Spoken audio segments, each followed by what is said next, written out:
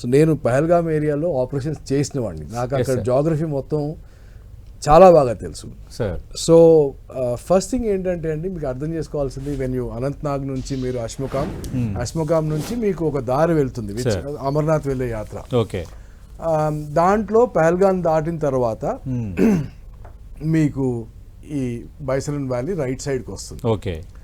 అయితే ఈ మొత్తం దారి వెళ్ళడానికి కేవలం 2 రోడ్లు ఉంటాయి అసలు, అంటే అది తప్ప ఇంకా వేరే అప్రోచ్ లేదు దానికి ఆ కొండ Option మధ్యలో, రైట్.